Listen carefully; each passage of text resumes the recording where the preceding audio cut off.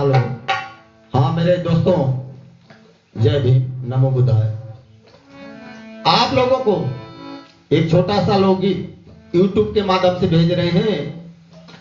देखा, एक मेहरारू अपने पति देव से कहते बा, का कहले बा कि पढ़ लिख तो लहा, लेकिन नौकरी अगर करिहा तो सरकारी करिहा। ये सैया, अगर सरकारी न नौकरी मिले तो हम बतावत है का करिहा। सुना, अरे करिहा नौकरिया सरकारी सानिया, करिहा नौकरिया सरकारी सानिया, करिहा नौकरिया सरकारी सानिया, नाही तो बचिहा तरकारी सानिया, नाही तो बचिहा तरकारी सानिया, करिहा नौकरिया सरकारी सानिया।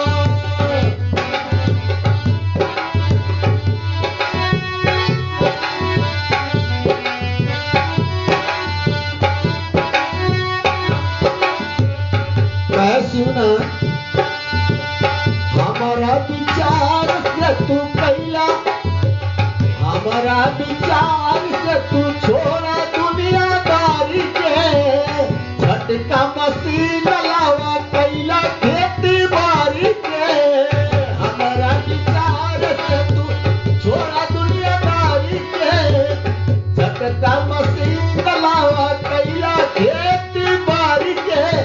रंगलाई मेहनत कई मनदारी साइया, रंगलाई मेहनत कई मनदारी साइया, नहीं तो बचिहा तरकारी साइया।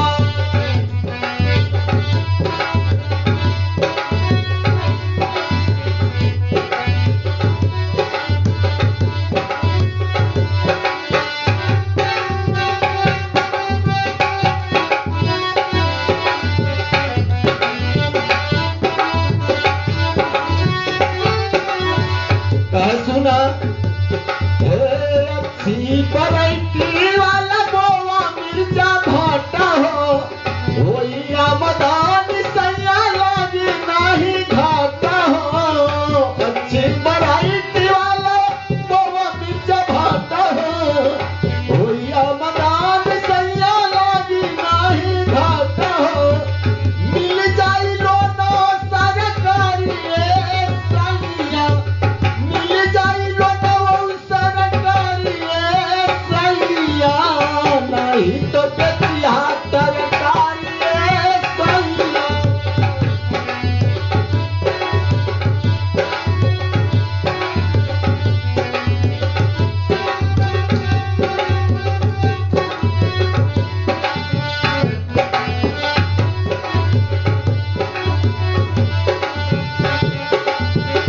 आखिरी बात सुन ला, कैले कराना, कई के कराना ठाकुर बन गईले अमीर हो। मेहनत परिश्रम ही बनावे तकदीर हो।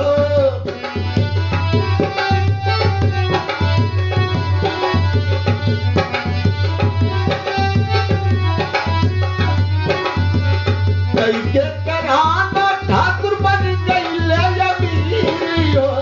मेहनत परिश्रम ही बनावे तकदीर हो। यह मन कौनो धोखाधारी सैया, नहीं तो बचिहा तरकारी सैया, नहीं